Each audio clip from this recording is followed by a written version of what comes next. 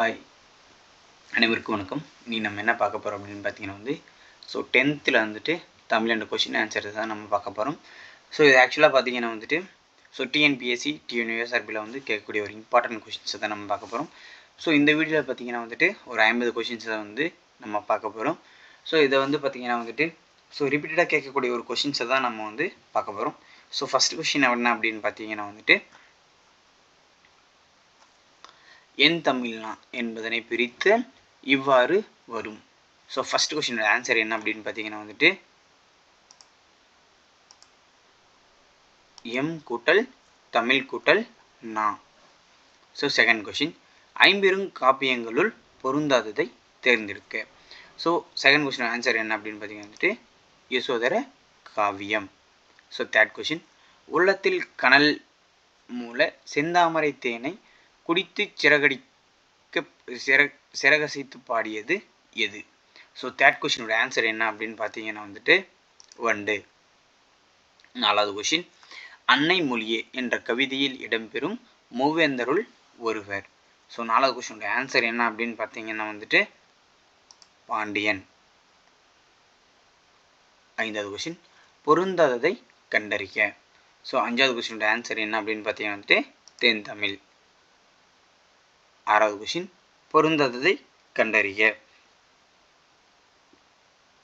ஆறாவது கொஷினோட ஆன்சர் என்ன அப்படின்னு பார்த்தீங்கன்னா தமிழ் சிட்டு. ஏழாவது கொஷின் என்ன அப்படின்னு சொல்லி பார்த்தீங்கன்னா பொருந்துக தான். ஸோ மான்புகழ். ஸோ மான்புகழ் அப்படின்னா என்ன ஆன்சர் அப்படின்னு பார்த்தீங்கன்னா திருக்குறள். ஸோ மண்ணும் அப்படின்னா சிலப்பதிகாரம். வடிவு. ஸோ வடிவு அப்படின்னா பத்துப்பாட்டு. பாப்பத்தே அப்படின்னா மணிமேகலை.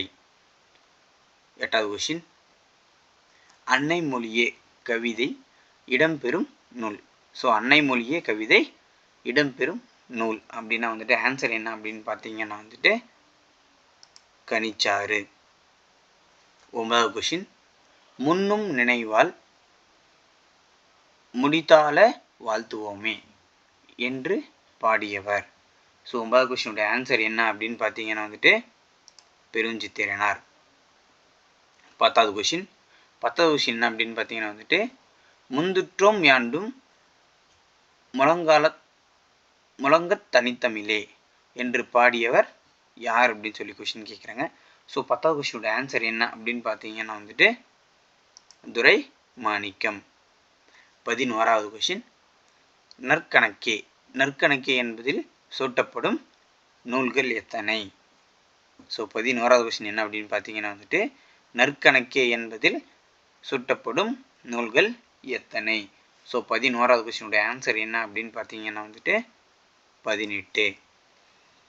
12வது கொஸ்டின் மண்ணும் சிலம்பே மணிமேகலை வடிவே எஞ்சியுள்ள பெருங்காப்பியங்கள் எத்தனை?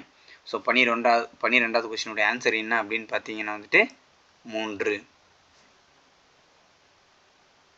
13வது கொஸ்டின் துரை மாணிக்கம் என்ற இயற்பெயர் கொண்டவர் யார்? ஸோ 13வது கொஸ்டினுடைய ஆன்சர் என்ன அப்படின்னு பார்த்தீங்கன்னா பெருஞ்சித்திரனார்.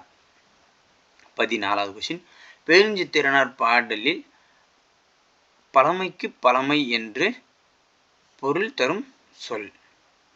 ஸோ 14வது கொஸ்டினோட ஆன்சர் என்ன அப்படின்னு பார்த்தீங்கன்னா முன்னைக்கும் முன்னை. 15வது கொஸ்டின் பாப்பத்தே என் தொகையே சரியான பொருளை கண்டறி. ஸோ 15வது கொஸ்டினோட ஆன்சர் என்ன அப்படின்னு பார்த்தீங்கன்னா 10 பாட்டு 8 தொகை. 16வது கொஸ்டின் பெருஞ்சித்திரனாரின் முந்துற்றும் யாண்டும் தமிழ்தாய் வாழ்த்து என்னும் இரு தலைப்பிலுள்ள பாடல்கள் எத்தொகுப்பிலிருந்து எடுத்தால பெற்றன? ஸோ 16வது கொஸ்டினுடைய ஆன்சர் என்ன அப்படின்னு பார்த்தீங்கன்னா கனிச்சாறு. ஸோ 17வது கொஸ்டின் செந்தாமரை தேனை குடித்து சிறகார்ந்த அந்தும்பி பாடும் அதுபோல பயின்று வரும் அணி. ஸோ 17வது கொஸ்டினோட ஆன்சர் என்ன அப்படின்னு பார்த்தீங்கன்னா வாமையணி. 18வது கொஷின் செந்தமிழ் பிரித்து எழுதுக. ஸோ 18வது கொஷினோட ஆன்சர் என்ன அப்படின்னு பார்த்தீங்கன்னா வந்துட்டு செம்மைக்கூட்டல் தமிழ்.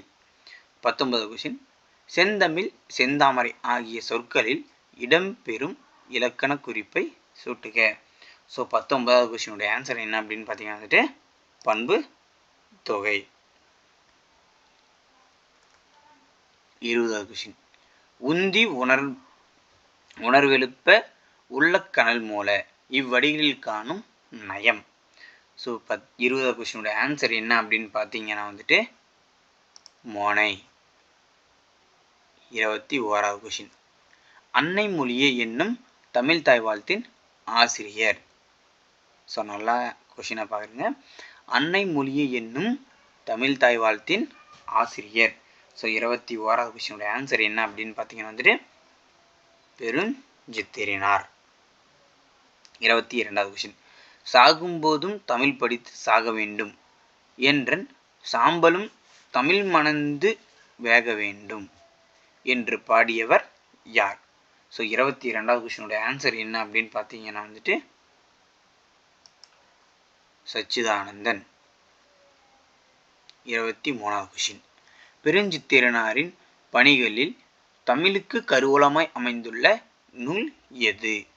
ஸோ 23வது கொஷினோட ஆன்சர் என்ன அப்படின்னு பார்த்தீங்கன்னா வந்துட்டு திருக்குறள் மெய்ப்பொருளுரை.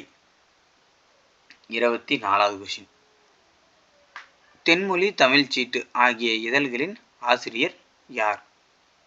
ஸோ 24வது கொஷினோட ஆன்சர் என்ன அப்படின்னு பார்த்தீங்கன்னா வந்துட்டு பெருஞ்சித்திரனார். 25வது கொஷின் காய்ந்த இலையும் காய்ந்த தோகையும் நிலத்திற்கு நல்ல உரங்கள் இத்தொடரில் அடிக்கோடிட்ட பகுதியை குறிப்பிடுவது. ஸோ 25வது கொஷினோட ஆன்சர் என்ன அப்படின்னு பார்த்தீங்கன்னா வந்துட்டு சருகும் சண்டும். 26வது கொஷின் வேர்க்கடலை மிளகாய் விதை மாங்கொட்டை ஆகியவற்றை கூறும் பயிர் வகை. ஸோ 26வது கொஷினோட ஆன்சர் என்ன அப்படின்னு பார்த்தீங்கன்னா வந்துட்டு மணி வகை. 27வது கொஷின் மரஞ்செடி என்று பூ கீழே விழுந்து நிலையினை குறிக்கும் சொல் எது? ஸோ 27வது கொஷினோட ஆன்சர் என்ன அப்படின்னு பார்த்தீங்கன்னா வந்துட்டு வி. 28வது கொஷின் திராவிட மொழியின் ஒப்பியல் இலக்கணம் என்னும் நூலில் எழுதியவர் யார்? ஸோ 28வது கொஷினோட ஆன்சர் என்ன அப்படின்னு பார்த்தீங்கன்னா வந்துட்டு கால்டுவெல். 29வது கொஷின் திருவள்ளுவர் தவச்சாலை அமைந்துள்ள இடம் எது? ஸோ நல்லா பாருங்க. திருவள்ளுவர் தவச்சாலை அமைந்துள்ள இடம் எது? ஸோ 29வது கொஷினோட ஆன்சர் என்ன அப்படின்னு பார்த்தீங்கன்னா வந்துட்டு அல்லூர். 30வது கொஷின் வேறுபட்ட குழுவினை கண்டறிக. ஸோ 30வது கொஷின் என்ன பார்த்தீங்கன்னா வந்துட்டு வேறுபட்ட குழுவினை கண்டறிக. 30வது கொஷினோட ஆன்சர் என்ன அப்படின்னு பார்த்தீங்கன்னா வந்துட்டு களி குச்சு இனுக்கு கலை. 31வது கொஷின் பொறுத்துக. ஸோ இலை அப்படின்னா வந்துட்டு புலி வேம்பு முதலியவற்றின் இலை. தாள் அப்படின்னா வந்துட்டு நெல் புல் முதலியவற்றின் இலை. தோகை அப்படின்னா வந்துட்டு சோளம் கம்பு முதலியவற்றின் அடி. ஸோ ஓலை அப்படின்னா வந்துட்டு தென்னை பனை முதலியவற்றின் இலைகளை வந்துட்டு நம்ம ஓலை அப்படின்னு சொல்கிறோம். 32வது கொஷின் பொருந்தாத ஒன்றை கண்டறிக. ஸோ 32வது கொஷின் பொருந்தாத ஒன்று அப்படின்னா பார்த்தீங்கன்னா வந்துட்டு கட்டை. 33வது கொஷின் தும்பி இச்சொல்லின் பொருள். ஸோ 33வது கொஷினோட ஆன்சர் என்ன அப்படின்னு பார்த்தீங்கன்னா வந்துட்டு வண்டு.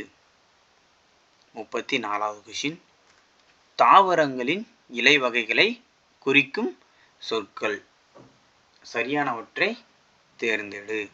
ஸோ 34வது கொஷினோட ஆன்சர் என்ன அப்படின்னு பார்த்தீங்கன்னா வந்துட்டு இலை தாள் தோகை, ஓலை, சண்டு, சருகு.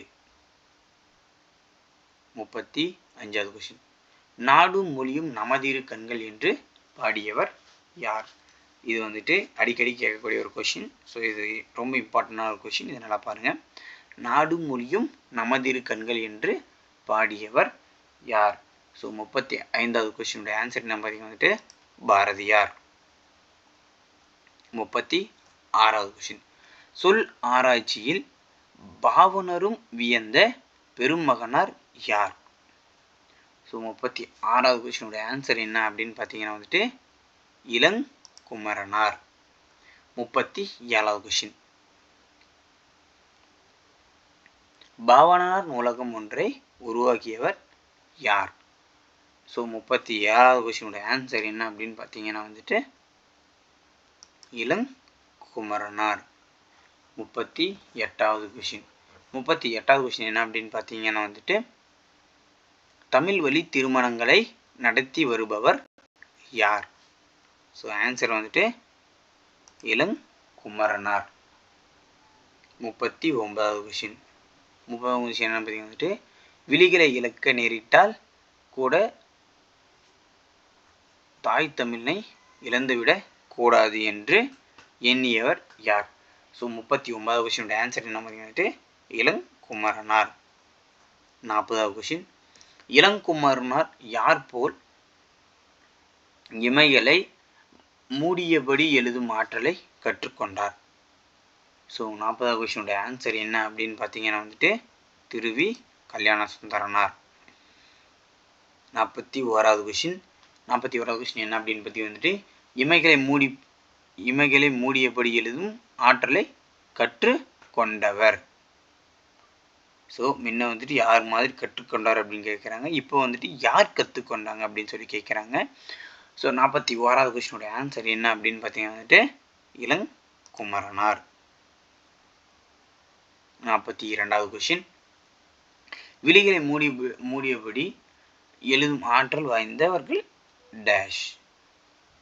ஸோ 42வது கொஸ்டினுடைய ஆன்சர் என்ன அப்படின்னு பார்த்தீங்கன்னா வந்துட்டு திருவி க இளங்குமரனார். 43வது கொஸ்டின். தமிழ் தென்றல் என்று போற்றப்படுபவர் யார்?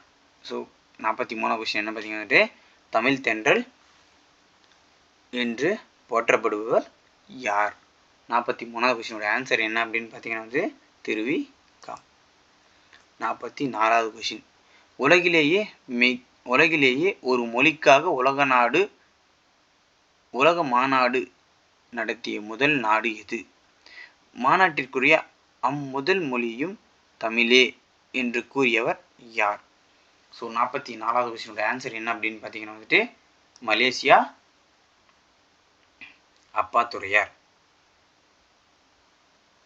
45வது கொஸ்டின். பன்மொழி புலவர் என்று அழைக்கப்படுபவர் யார்? ஸோ 45வது கொஸ்டினுடைய நல்லா பாருங்கள். 45வது கொஸ்டின் என்ன அப்படின்னு பார்த்தீங்கன்னா வந்துட்டு பன்மொழி புலவர் யார்? ஸோ ஆன்சர் என்ன அப்படின்னு பார்த்தீங்கன்னா வந்துட்டு ஆன்சர் க அப்பாத்துரையார். 46வது கொஸ்டின். சம்பா நெல்லின் உள் வகைகள் எத்தனை? 46வது கொஸ்டின் வந்துட்டு சம்பா நெல்லின் உள் வகைகள் எத்தனை? ஸோ 46வது கொஸ்டினோட ஆன்சர் என்னன்னு பார்த்தீங்கன்னா வந்துட்டு 60. 47வது கொஸ்டின். மொழி ஞாயிறு என்றழைக்கப்படுபவர் யார்? ஸோ 47வது கொஸ்டின் வந்துட்டு மொழி ஞாயிறு என்றழைக்கப்படுபவர் யார்? ஸோ ஆன்சர் என்ன அப்படின்னு பார்த்தீங்கன்னா வந்துட்டு தேவநேய பாவனார். 48வது கொஸ்டின். தமிழ் சொல் வளம் என்னும் கட்டுரை இடம் பெற்றுள்ள நூல் எது? ஸோ 48வது கொஸ்டினோட ஆன்சர் என்ன அப்படின்னு பார்த்தீங்கன்னா வந்துட்டு சொல்லாய்வு கட்டுரைகள் தேவநேய பாவனர். 49வது கொஸ்டின். ஒரு நாட்டு வளத்திற்கு தக்கபடியே அந்நாட்டு மக்களுக்கு எது அமைந்திருக்கும்? ஸோ 49வது கொஸ்டினோட ஆன்சர் என்ன அப்படின்னு பார்த்தீங்கன்னா வந்துட்டு அறிவொழுக்கம். 50வது கொஸ்டின். செந்தமிழ் சொற்பியல் அகர முதல திட்டம் இயக்குனராக பணியாற்றியவர் யார்? ஸோ 50வது கொஸ்டினோட ஆன்சர் என்ன அப்படின்னு பார்த்தீங்கன்னா வந்துட்டு தேவநேய பாவாணர். 51வது கொஸ்டின் உலகத் தமிழ் கழகத்தை நிறுவி தலைவராக இருந்தவர் யார்? ஸோ 51வது கொஸ்டினோட ஆன்சர் என்ன அப்படின்னு பார்த்தீங்கன்னா வந்துட்டு தேவநேய பாவாணர். 52வது கொஸ்டின் இந்திய மொழிகளிலேயே மேலை நாட்டு எழுத்தறிவில் முதலில் அச்செரிய மொழி எது?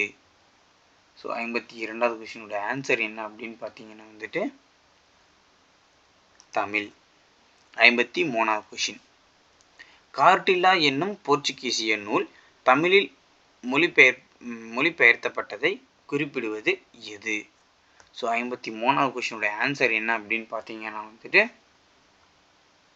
அறம் 6ஆம் உலக தமிழ் மாநாட்டு மலர். 54வது கொஸ்டின் கொழுந்தாடை என்பது எது?